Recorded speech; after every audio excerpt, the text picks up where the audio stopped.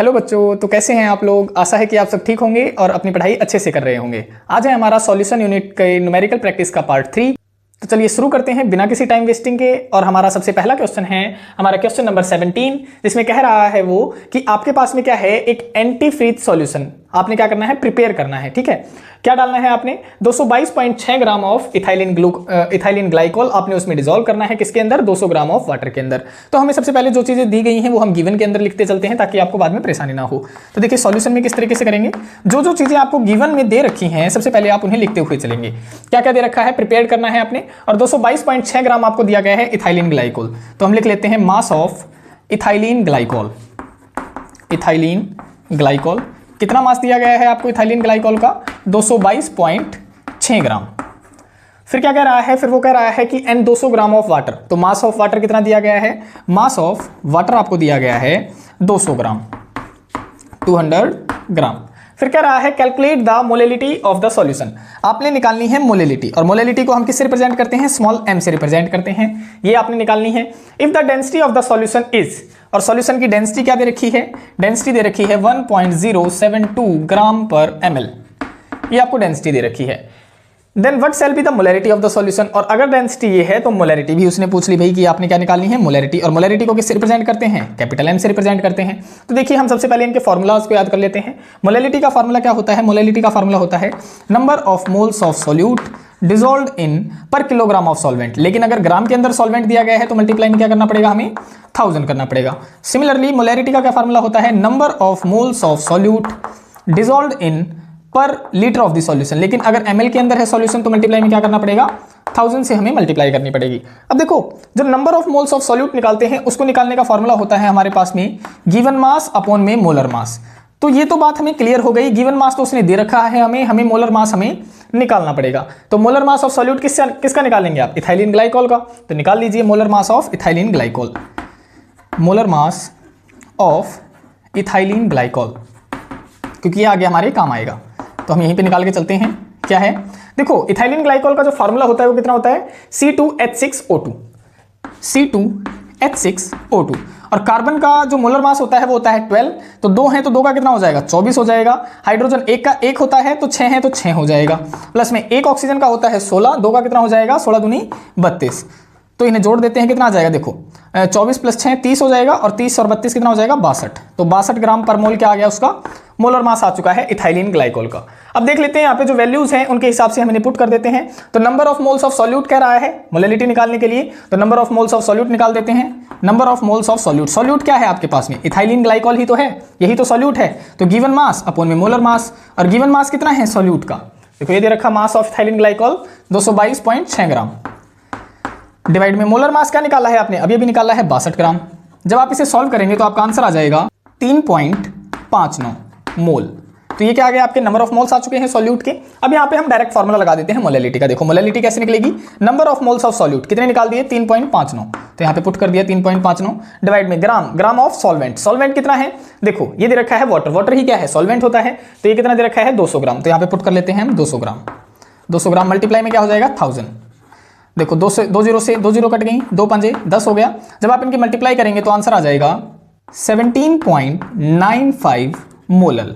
तो ये क्या आ गई, हमारी मोलैलिटी आ गई। अब हमने क्या निकालना है, मोलैरिटी निकालना है। देखो number of moles of solute आपने निकाल लिए हैं, सिर्फ आपको क्या निकालना है, वॉल्यूम निकालना है। और वॉल्यूम कैसे निकलेगा, देखो वॉल्यूम निकालने के लिए हमें कहाँ इस्तेमाल करना पड़ेगा, हमें ये डेंसिटी इस्तेमाल करनी पड़ेगी। क्योंकि डेंसिटी का क्या होती है, डेंसिटी होती है मास अपॉन में वॉल्यूम। ठीक है, तो वॉल्यूम अगर ये यहाँ पे चला जाएगा तो डेंसिटी इसके नीचे आ जाएगी। तो देखो क्या होगा, वॉल्यूम को हम यहाँ पे ले जाते हैं, वॉल्यूम यहाँ चली गई, तो मास अपॉन में डेंसिटी। अब मास क्या होगा, मास ऑफ सॉल्यूशन इस्तेमाल करना पड़ेगा। तो मास ऑफ सॉल्यूशन क्या होगा, देखो वाटर का कितना है, 200 ग्राम है। इथाइलिन ग्लाइकोल का कितना है, 222.6 ग्राम है। तो जब भी हम कोई सॉल्यूशन बनाएंगे, देखो यहाँ पे अगर मैं बीकर में बताऊं तो क्या दो चीजें मिलाते हैं हम, एक मिलाते हैं सॉल्यूट, दूसरा क्या मिलाते हैं, सॉल्वेंट मिलाते हैं।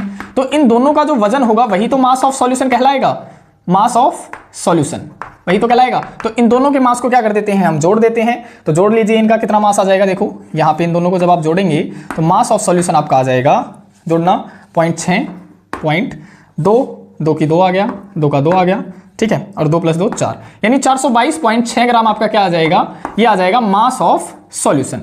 यहाँ पे मास ऑफ सॉल्यूशन की वैल्यू पुट कर दीजिए, क्या आ जाएगी, देखो 422 0.6 अपॉन में डेंसिटी की वैल्यू क्या है, डेंसिटी की वैल्यू है 1.072। 1.072 जब आप इन्हें डिवाइड करेंगे तो आपके पास में क्या आ जाएगी, वॉल्यूम जो वॉल्यूम है वो उसकी वैल्यू आ जाएगी कितनी, 394.216 ml। ये क्या आ जाएगी आपके पास में, वॉल्यूम की वैल्यू आ जाएगी। अब देखो हमारे पास में वॉल्यूम की भी वैल्यू आ गई, number of moles of solute की भी वैल्यू आ गई, दोनों वैल्यूज को उठा के हम यहाँ पे पुट कर देते हैं।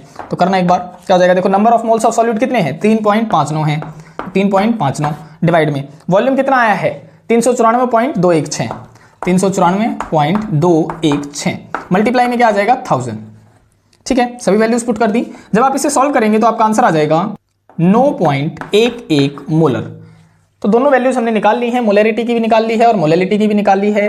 तो इस तरीके से आपने क्वेश्चन सॉल्व करने हैं। अब हम नेक्स्ट क्वेश्चन पढ़ते हैं।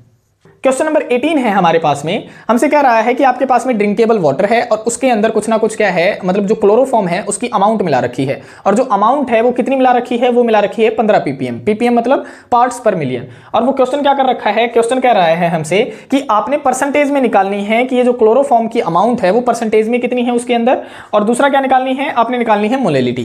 तो देखो सबसे पहले हम गिवन लिख लेते हैं कि गिवन क्या क्या है आपके पास में। तो गिवन क्या दे रखा है आपके पास में, लेवल ऑफ कंटामिनेशन, कि कितना लेवल है, लेवल ऑफ कंटामिनेशन किसका, क्लोरोफॉर्म का। कंटामिनेशन कितना लेवल है वो दे रखा है आपके पास में 15 ppm।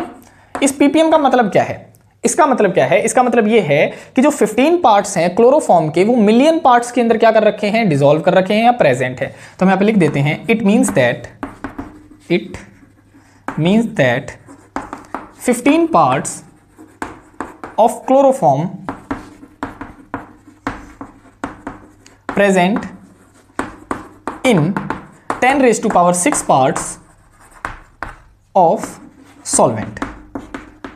इससे क्या पता चल गया, इससे हमें यह पता चल गया कि जो अमाउंट है सॉल्यूट की वो तो है 15 पार्ट, और जो सॉल्वेंट की जो अमाउंट है वो कितनी है 10⁶ पार्ट। पार्ट का मतलब है कि या तो वो ग्राम में भी कह सकता है या फिर वो मतलब उसका जो यूनिट्स हैं उसके अंदर भी वो कह सकता है। हमें ये पता चल गया। अब हमने निकालनी है परसेंटेज। तो देखो परसेंटेज निकालने का हमने डायरेक्ट फॉर्मूला आपको बताया था कि जब भी आपके पास में ppm के अंदर कोई वैल्यू दे रखी है तो आपने परसेंटेज निकालने का डायरेक्ट फॉर्मूला बताया था कि 10⁴ into percentage.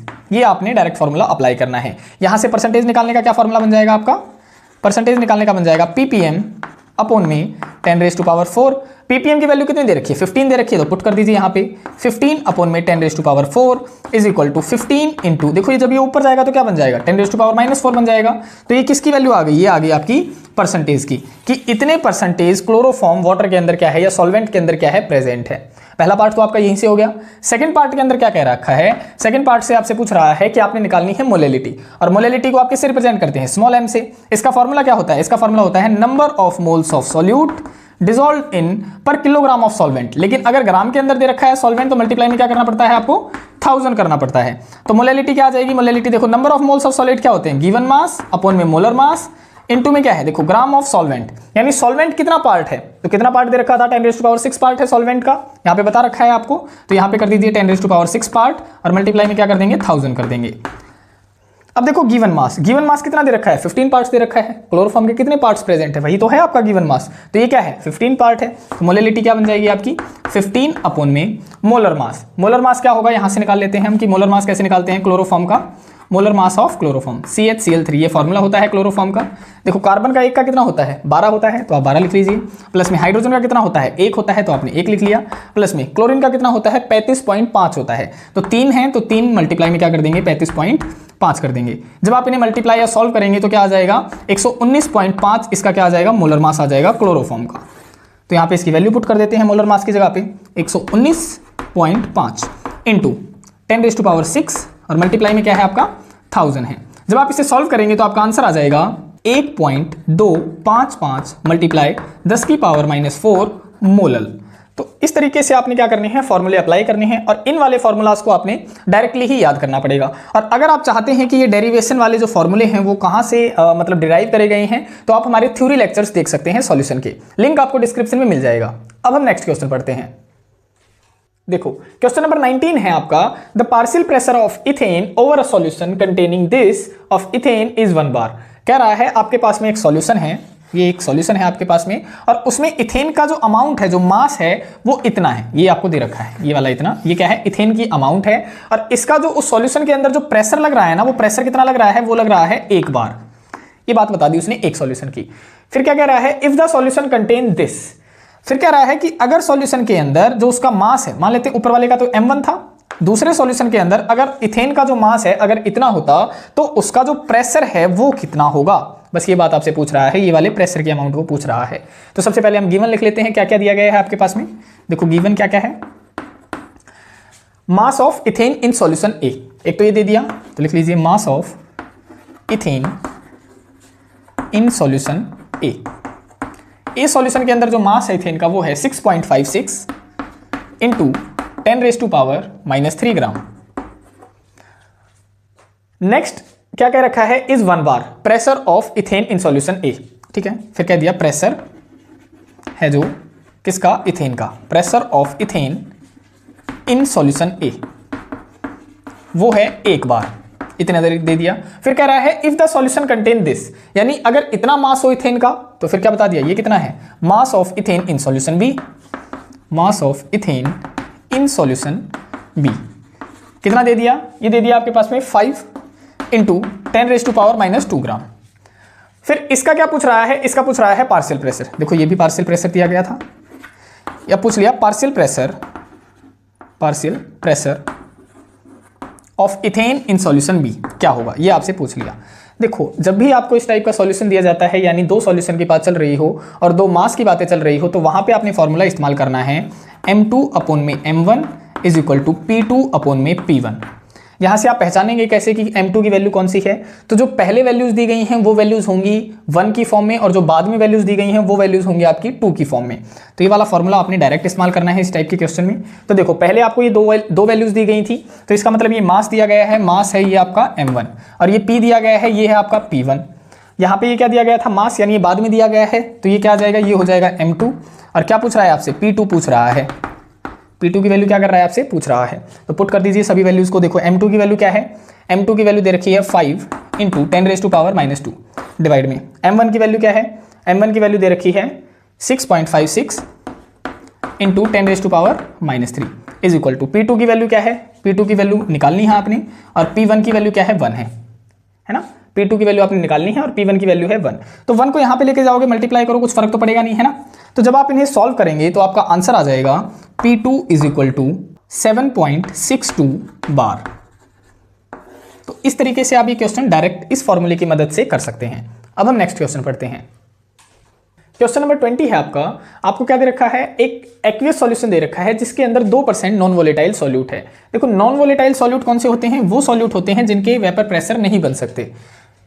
Exerts A pressure of 1.004 बार। तो इसका मतलब क्या है कि जो प्रेशर जो बन रहा है वो किसके द्वारा बन रहा है, केवल सॉल्वेंट के द्वारा बन रहा है। देखो सॉल्यूशन का मतलब क्या होता है, सॉल्यूशन का मतलब होता है कि उसके अंदर 2 कंपोनेंट होते हैं, एक होता है सॉल्यूट और दूसरा क्या होता है, सॉल्वेंट। और सॉल्यूट वो क्या कह रहा है, सॉल्यूट कह रहा है कि आपके पास में नॉन वोलेटाइल सॉल्यूट है, इसका मतलब प्रेशर तो बनेगा ही नहीं, प्रेशर नहीं बनेगा। तो जो प्रेशर बनेगा वो किसकी वजह से बनेगा, केवल सॉल्वेंट की वजह से ही बनेगा, यानी आएगा जो प्रेशर आएगा वो सॉल्वेंट की वजह से आएगा। अब वो कह रहा है कि जो सॉल्यूट है आपके पास में वो 2% नॉन वोलेटाइल सॉल्यूट है। 2% नॉन वोलेटाइल सॉल्यूट का क्या मतलब है, यहाँ पे नॉन वोलेटाइल सॉल्यूट, इसका मतलब है कि 2 ग्राम तो आपके पास में क्या है, 2 ग्राम है आपके पास में सॉल्यूट, और बाकी का बचा हुआ जो 98 ग्राम है वो क्या है आपके पास में, सॉल्वेंट है। 98 ग्राम है आपके पास में सॉल्वेंट। फिर कह रहा है कि जो सॉल्यूशन का जो वेपर प्रेशर है, सॉल्यूशन का क्यों कह रहा हूं मैं, क्योंकि देखो सॉल्यूट तो यहाँ पे मतलब करेगा नहीं कोई वेपर प्रेशर, जो भी करेगा वो सॉल्वेंट ही करेगा। तो यहाँ पे अगर मैं सॉल्यूशन कह रहा हूं तो उसका मतलब भी क्या है कि सॉल्वेंट ही कर रहा है वो वेपर प्रेशर।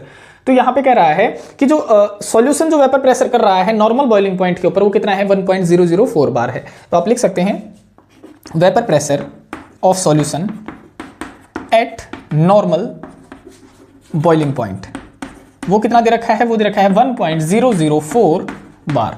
और हमें पता है कि जो वाटर का जो वेपर प्रेशर होता है प्योर फॉर्म में वो होता है 1.013 बार। ये वैल्यू आपको याद ही रखनी पड़ेगी। तो आप लिख सकते हैं vapour pressure of pure water, जो प्योर वाटर होता है उसका, प्योर वाटर कह लो या प्योर सॉल्वेंट कह लो, उसका वेपर प्रेशर कितना होता है। देखो हम रिप्रेजेंट करते हैं P0 के द्वारा और वो होता है 1.013 बार।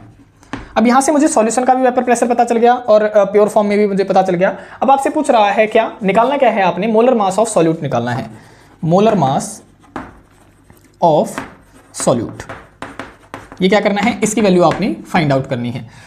अब देखो ये जो क्वेश्चन बेस्ड है वो किसके ऊपर बेस्ड है, ये है रिलेटिव लोवरिंग इन वेपर प्रेशर के ऊपर। उसमें क्या कहता है कि जब भी हम किसी सॉल्यूशन के अंदर नॉन वोलेटाइल सॉल्यूट ऐड कर देते हैं तो वेपर प्रेशर क्या हो जाता है, कुछ ना कुछ डाउन हो जाता है, उसी को कहा जाता है रिलेटिव लोवरिंग इन वेपर प्रेशर। तो यहाँ पे हमने एक फॉर्मूला डिराइव किया था, अगर आपको याद हो तो वो क्या था, P0 माइनस PS अपॉन में P0 is equal to Xi2। Xi2 क्या होता है, मोल फ्रैक्शन ऑफ सॉल्यूट होते हैं। ये फॉर्मूला डिराइव किया था। अगर आप जानना चाहते हैं कि मतलब ये डेरिवेशन कैसे हुआ है, कैसे फॉर्मूला मतलब डिराइव किया गया है, तो आप हमारे थ्योरी लेक्चर्स देख सकते हैं, जिसका लिंक आपको डिस्क्रिप्शन में मिल जाएगा। तो देखो Xi2 को आप क्या लिख सकते हैं, Xi2 को आप लिख सकते हैं N2 अपॉन में N1 प्लस में N2। और यहाँ पे जो number of moles of solute हैं वो क्या है, बहुत ही कम होते हैं, जिसके कारण इसे क्या कर दिया जाता है, इस वैल्यू को यहाँ पे नेग्लेक्ट कर दिया जाता है। तो यहाँ पे क्या बन गया, N2 अपॉन में N1 बन गया। ठीक है, अब देखो P0 की वैल्यू है आपके पास में, ये रही 1.013 माइनस PS की वैल्यू क्या है, 1.004 है, 1.004 है, अपॉन में P0 की वैल्यू क्या है, 1.013 है, इज इक्वल टू N2 को क्या लिख सकते हैं आप, N2 को लिख सकते हैं W2 अपॉन में M2, क्योंकि क्या होता है गिवन मास अपॉन में मोलर मास। सिमिलरली N1 नीचे है तो ये ऊपर जाएगा, मतलब पलट जाएगी, इसकी वैल्यू तो क्या हो जाएगा M1 अपॉन में W1। तो अब देखो इसमें से आप ये माइनस करेंगे तो वैल्यू कितनी आ जाएगी, वैल्यू आ जाएगी 0.009। ये जब आप इसमें से ये घटाएंगे तो नीचे क्या है 1.013 है, सिमिलरली लिख दिया। एज इट इज W2 क्या है, मास ऑफ सॉल्यूट। तो कितना मास था सॉल्यूट का, देखो यहाँ पे लिख रखा है हमने 2 ग्राम था, तो यहाँ पे लिख दीजिए 2 ग्राम अपॉन में मोलर मास ऑफ सॉल्यूट कितना होगा। देखो सॉल्यूट ये तो हमने निकालना है, यही तो उसने पूछ रखा है मोलर मास ऑफ सॉल्यूट, तो यहाँ पे M2 लिख दीजिए। यहाँ पे मैं M2 को मोलर मास ऑफ सॉल्यूट ही क्यों कह रहा हूं, तो यहाँ पे आपने एक बात याद रखनी है, जब भी किसी वर्ड के नीचे 2 लिखा हुआ दिख जाए आपको, तो उसे याद रखना है आपने सॉल्यूट की टर्म्स में मानना है, और जब 1 लगा हुआ दिख जाए तो आपको क्या मानना है, उसे सॉल्वेंट मानना है। ठीक है, तो क्या होगा, देखो ये तो हमने निकालना है इनटू में M1 क्या है, मोलर मास ऑफ सॉल्वेंट। अब सॉल्वेंट क्या है, सॉल्वेंट होता है वाटर, एक्वियस मीडियम के अंदर है तो वाटर ही हम लेके चलेंगे, और वाटर का मोलर मास कितना होता है 18 होता है, डिवाइड में गिवन वेट ऑफ क्या है सॉल्वेंट, तो सॉल्वेंट का कितना दे रखा है 98 ग्राम, तो यहाँ पे 98 पुट कर दीजिए।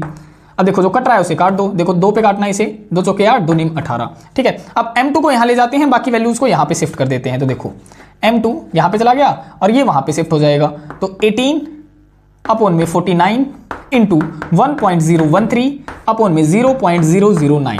जब आप इन वैल्यूज को सॉल्व करेंगे तो आपका आंसर आ जाएगा 41.35 ग्राम। ये क्या आ गया आपका, ये आ गया आपका मोलर मास ऑफ सॉल्यूट, जो कि क्वेश्चन में पूछा गया था। तो इस तरीके से क्वेश्चन आपने अप्लाई करने हैं। अब हम नेक्स्ट क्वेश्चन पढ़ते हैं। क्वेश्चन नंबर 21 है आपके पास में कि हेप्टेन एंड ऑक्टेन की 2 मिक्सचर आपको मिलके क्या बना रहे हैं, एक आइडियल सॉल्यूशन बना रहे हैं। मतलब क्या है कि आपके पास में एक बीकर है, उस बीकर के अंदर आपने हेप्टेन मिला दिया है और क्या मिला दिया है, ऑक्टेन मिला दिया है, दोनों को मिला दिया है।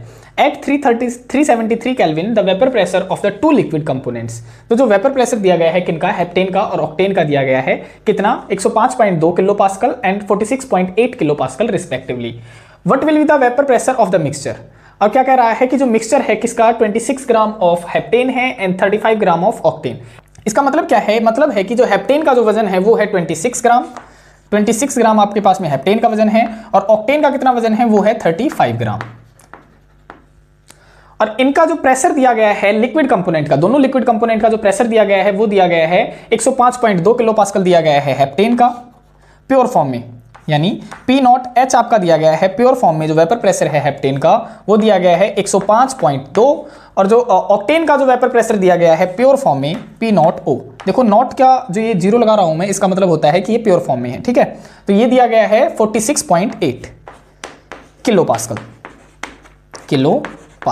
तो दोनों के वेपर प्रेशर दिए गए हैं, मिक्सचर है, मिक्सचर का वजन दिया गया है, यानी हेप्टेन का मास दिया गया है और ऑक्टेन का मास दिया गया है।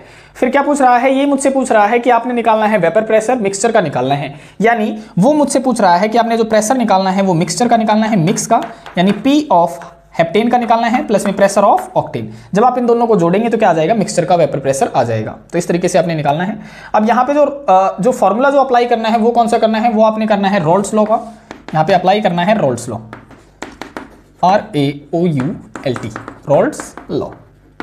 रॉल्स लॉ ने क्या बताया था? रॉल्स लॉ ने बताया था कि जितने ज्यादा मोल फ्रैक्शन होंगे बीकर के अंदर, यानी मैं कहूं कि इनके जितने ज्यादा मोल फ्रैक्शन होंगे उतना ही ज्यादा क्या होगा? वेपर प्रेशर होगा। ये बात बताई थी रॉल्स लॉ ने। ठीक है, तो हमें निकालना है मिक्सचर का, तो डायरेक्ट फॉर्मूला लगा देते हैं पी ऑफ मिक्सचर, कि मिक्सचर का आपने वेपर प्रेशर निकालना है पी ऑफ हेप्टेन प्लस में पी ऑफ ऑक्टेन। तो यहाँ पे अप्लाई कर देते हैं पी ऑफ मिक्सचर। क्या होगा? पी ऑफ हेप्टेन का क्या होगा? प्योर फॉर्म में इसका हेप्टेन का वेपर प्रेशर यानी partial vapour pressure of heptane और mole fraction of heptane plus में partial vapour pressure of octane plus में इनटू में मोल फ्रैक्शन ऑफ ऑक्टेन। ये फॉर्मूला होता है, ये रॉल्स लॉ होता है, जो डायरेक्टली मैंने यहाँ पे अप्लाई कर दिया है हेप्टेन के लिए और ऑक्टेन के लिए। अब देखो वैल्यू जिस इसकी दी गई है वो हम यहाँ पे पुट कर देते हैं। तो P of mixture is equal to P naught H कितना दिया गया है? ये दिया गया है 105.2, तो पुट कर दीजिए 105.2 इनटू में। देखो मोल फ्रैक्शन की वैल्यू कैसे पुट करते हैं? यहाँ पे इसका फॉर्मूला होता है number of moles of heptane upon में number of moles of heptane plus में number of moles of octane. यानी जिस भी कंपोनेंट के आपने निकालने हैं मोल फ्रैक्शन, उसको हम ऊपर लिखते हैं, डिवाइड में क्या लिखते हैं? Total number of moles of the solution, कि जितने टोटल मोल्स हैं, प्लस में पी नॉट किसके? ऑक्टेन के कितने दिया गया है? 46.8 दिया गया है। तो 46.8 इंटू में इसका फॉर्मूला अप्लाई कर दो, number of moles of octane divide में number of moles of octane plus में number of moles of heptane. अब यहां पे क्या होता है? देखो नंबर ऑफ मोल्स निकालने का क्या फार्मूला होता है? नंबर ऑफ मोल्स निकालने का फार्मूला होता है गिवन मास अपॉन में मोलर मास। तो पुट कर देते हैं, देखो P of mix is equal to 105.2 multiply में गिवन मास क्या है हेप्टेन का? देखो 26 ग्राम है, तो 26 अपॉन में मोलर मास क्या होगा हेप्टेन का? देखो यहाँ पे हम कैलकुलेट कर लेते हैं molar mass of heptane. Heptane का क्या फार्मूला होता है? हेप्टेन का फार्मूला होता है C7H16। कार्बन का, एक कार्बन का कितना होता है? 12 होता है, तो 7 मल्टीप्लाई 12 प्लस में हाइड्रोजन का एक होता है, 16 का कितने हो जाएंगे? 16 हो जाएंगे। जब आप इन्हें सॉल्व करेंगे तो आंसर आ जाएगा 100 ग्राम पर मोल। ये आ गया मोलर मास इसका। ठीक है, मोलर मास ऑफ ऑक्टेन भी निकाल लेते हैं क्योंकि आगे जरूरत पड़ेगी। तो C8H18 इसका फॉर्मूला होता है। कैसे निकालेंगे? देखो 8 एक का क्या होता है? एक का 12 होता है, तो 8 मल्टीप्लाई 12 प्लस में हाइड्रोजन एक का एक होता है, तो 18 का कितना हो जाएगा? 18 हो जाएगा। जब आप इन्हें जोड़ेंगे तो आंसर आ जाएगा 114 ग्राम पर मोल। दोनों के मोलर मास आ चुके हैं, वैल्यू सभी की पुट कर देते हैं। देखो गिवन मास लिख दिया, मोलर मास कितना है हेप्टेन का? 100 ग्राम, तो डिवाइड में 100 अपॉन में सिमिलरली यहाँ पे पुट कर दो 26 अपॉन में 100 प्लस में ऑक्टेन का क्या होगा? गिवन मास कितना है ऑक्टेन का? 35 ग्राम, तो 35 अपॉन में क्या कर देंगे? मोलर मास क्या है ऑक्टेन का? 114, तो पुट कर दिया प्लस में यहाँ पे क्या आ जाएगा? 46.8 मल्टीप्लाई में। अब देखो गिवन मास क्या है ऑक्टेन का? गिवन मास है 35 ग्राम, तो ऊपर आ जाएगा 35 डिवाइड में मोलर मास क्या है ऑक्टेन का? मोलर मास है 114, तो 114 डिवाइड में सिमिलरली यहाँ पे भी लिख दो 35 अपॉन में 114 प्लस में ऑक्टेन का गिवन मास कितना है? ऑक्टेन का है 26 ग्राम, तो पुट कर दो 26 अपॉन में मोलर मास क्या है ऑक्टेन का? मोलर मास हेप्टेन का कितना है? 100 ग्राम, तो पुट कर दो यहाँ पे 100 ग्राम। अब देखो सभी की वैल्यूज हमने लिख ली हैं। जब आप इन्हें सॉल्व करेंगे तो इसका आंसर आ जाएगा 73.43 किलो पास्कल। तो इन्हें आप सॉल्व कर लेना। तो इस तरीके से आप डायरेक्ट फॉर्मूला अप्लाई कर सकते हैं। अब हम नेक्स्ट क्वेश्चन पढ़ते हैं। क्वेश्चन नंबर 22 है आपका। आपको क्या दिया गया है? Vapour pressure of pure water. Pure water का आपको वेपर प्रेशर दिया गया है 12.3 kilo pascal at 300 kelvin temperature के ऊपर। और आपसे पूछ क्या रखा है? आपसे पूछ रखा है आपने कैलकुलेट करना है vapour pressure of 1 molal solution, कि 1 मोलल सॉल्यूशन का वेपर प्रेशर आप कैलकुलेट करें ऑफ नॉन वोलेटाइल सॉल्यूट। किसका? Non volatile solute. Non volatile solute कौन से होते हैं? जिनके वेपर प्रेशर नहीं बनते। इसका मतलब जो वेपर प्रेशर बन रहा होगा वो किसका बन रहा होगा? सॉल्यूट का तो बन नहीं रहा होगा, क्योंकि ये तो क्या है? ये नॉन वोलेटाइल है। बन किसका रहा होगा? केवल सॉल्वेंट का बन रहा होगा। तो यहाँ पे या तो वो बात करे वेपर प्रेशर ऑफ सॉल्यूशन की, या वो बात करे वेपर प्रेशर ऑफ सॉल्वेंट की। बात क्या है? सेम ही है, क्योंकि सॉल्यूट आपका कौन सा है? सॉल्यूट है आपके पास में नॉन वोलेटाइल, जिसके वेपर प्रेशर नहीं बनते हैं। तो वो यही पूछ रहा है आपने vapour pressure of 1 molal solution के कैलकुलेट करने हैं। सॉल्यूशन यानी सॉल्वेंट के ही कैलकुलेट करने हैं, क्योंकि सॉल्यूट तो क्या है हमारे पास में? नॉन वोलेटाइल है। तो देखो सबसे पहले हम क्या समझते हैं, सॉल्यूशन किस तरीके से करेंगे आप। यहां पे दे क्या रखा है आपको दे रखा है 1 मोलल सॉल्यूशन। 1 मोलल का मतलब क्या होता है? 1 मोलल का मतलब होता है कि 1 मोल सॉल्यूट प्रेजेंट है 1000 ग्राम ऑफ वाटर के अंदर। ठीक है, तो आप यहां पे लिख सकते हैं it means that 1 gram of solute present in 1000 gram of solvent. तो यहां से हमें क्या बात पता चल गई? यहां से हमें सॉल्वेंट की अमाउंट पता चल गई कि सॉल्वेंट की अमाउंट कितनी है? 1000 ग्राम है। अब वेपर प्रेशर किस तरीके से निकालेंगे? देखो vapour pressure of pure water, pure water का वेपर प्रेशर क्या है, देखो पी नॉट मैंने लगा दिया, ये प्योर फॉर्म को रिप्रेजेंट करता है, किसका है, वाटर का। कितना दे दिया, 12.3 किलो पास्कल, ये दे दिया।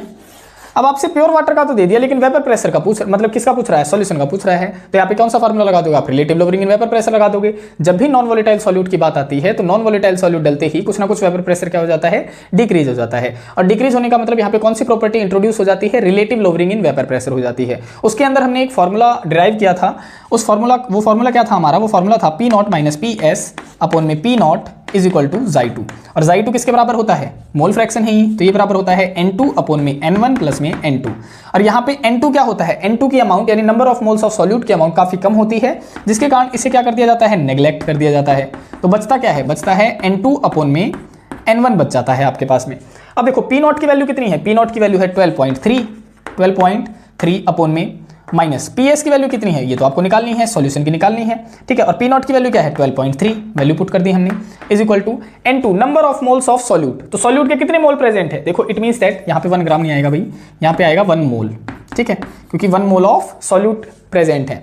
तो यहाँ पे नंबर ऑफ मोल कितने हैं सॉल्यूट के, 1 मोल प्रेजेंट है, 1 मोलल कह रखा है, तो यहाँ पे लिख दो 1 मोलल अपॉन में N1 को क्या लिख सकते हैं, गिवन मास अपॉन में मोलर मास। तो इसे जब आप ऊपर लेके जाएंगे तो ये पलट जाएगा, यानी M1 अपॉन में W1 बन जाएगा। अब देखो मोलर मास क्या है, सॉल्वेंट का, तो सॉल्वेंट क्या है, यहाँ पे वाटर है, क्योंकि एक्वियस मीडियम की बातें चल रही हैं, वेपर प्रेशर किसका बनेगा, एक्वियस मीडियम का बनता है, ठीक है, वाटर मॉलिक्यूल का बनता है। तो मोलर मास क्या होता है वाटर का मोलर मास होता है 18 अपॉन में गिवन मास क्या है, गिवन मास है 1000 ग्राम, अभी अभी बताया है आपको, तो ये हो जाएगा 1000 ग्राम। जब आप इसे सॉल्व करेंगे तो क्या आ जाएगा, देखो तो क्या आ जाएगा, ये आ जाएगा 0.018, ठीक है, ये आ गया आपके पास में, इसे यहाँ पे पुट कर दीजिए 0.018। अब क्या होगा, पीएस की वैल्यू निकालनी है, तो जितनी वैल्यूज हैं वो उसे वहां पे ले जाओ और पीएस को क्या करेंगे, यहीं पे रहने देंगे। देखो अब क्या करते हैं, ये 12.3 वहां पे क्या जाएगा, मल्टीप्लाई में हो जाएगा, तो कर दो, यहाँ पे कर देते हैं हम।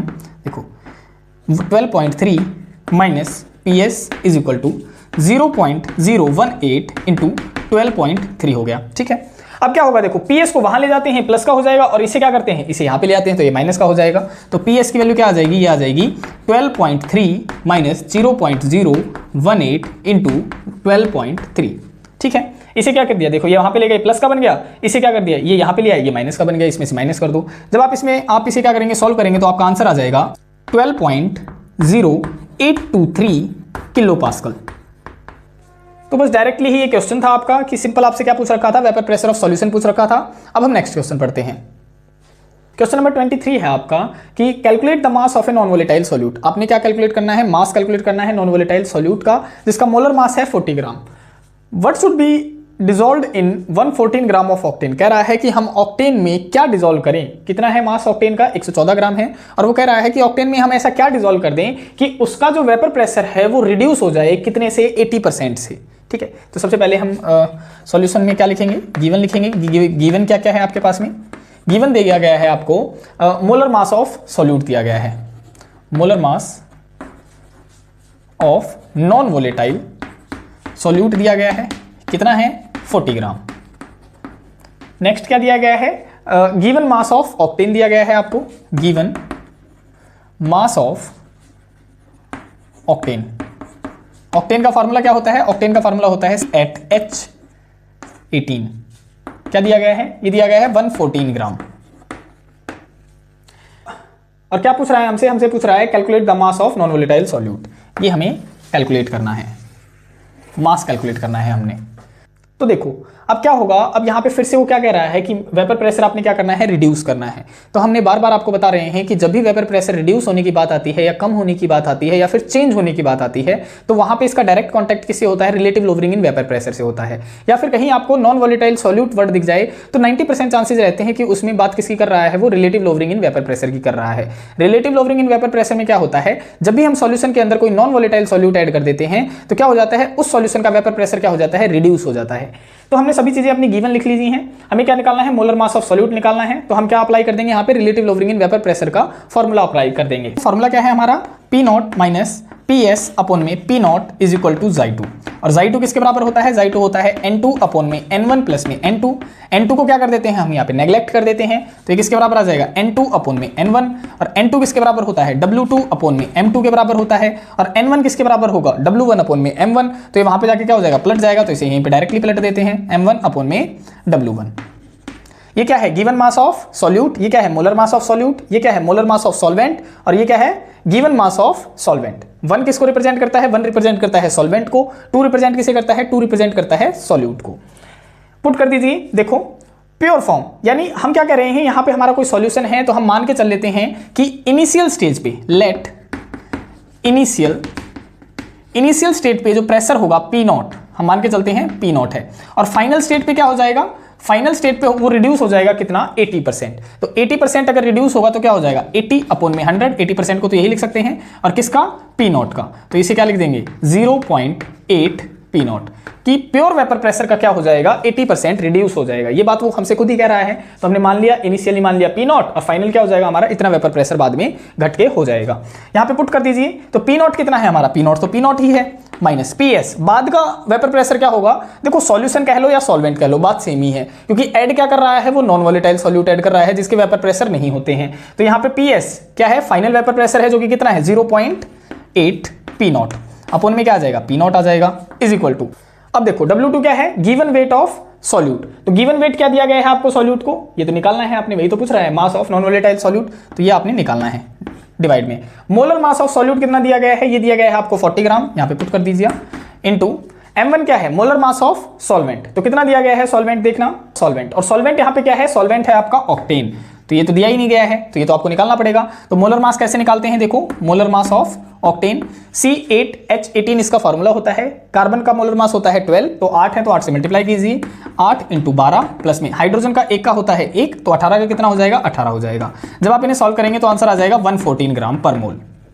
तो इतना मोलर मास आ गया, तो यहाँ पे वैल्यू पुट कर दीजिए। मोलर मास की जगह पे कितना? 114 डिवाइड में W1 क्या है? Given weight of solvent. कितना है गिवन वेट? आपको दे रखा है 114 ग्राम, तो यहाँ पे 114 पुट कर दीजिए।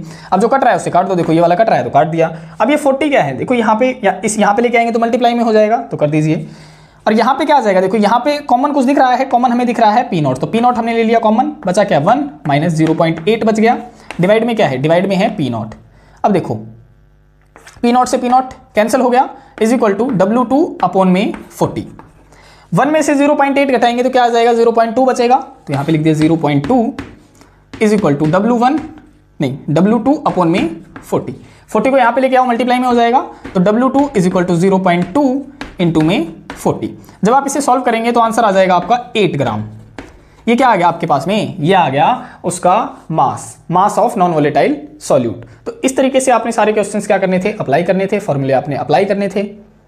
आज के लिए इतना ही। आशा है कि आपको वीडियोस पसंद आ रहे हैं, और अगर वीडियोस आपको पसंद आ रही हैं तो वीडियोस को लाइक कीजिए, शेयर कीजिए, और चैनल को सब्सक्राइब कीजिए, क्योंकि यहाँ पे इस तरीके की न्यूमेरिकल प्रैक्टिसेस की वीडियो आती रहती हैं। मिलते हैं नेक्स्ट वीडियो में, तब तक के लिए बाय बाय, टेक केयर, धन्यवाद, जय हिंद, जय भारत।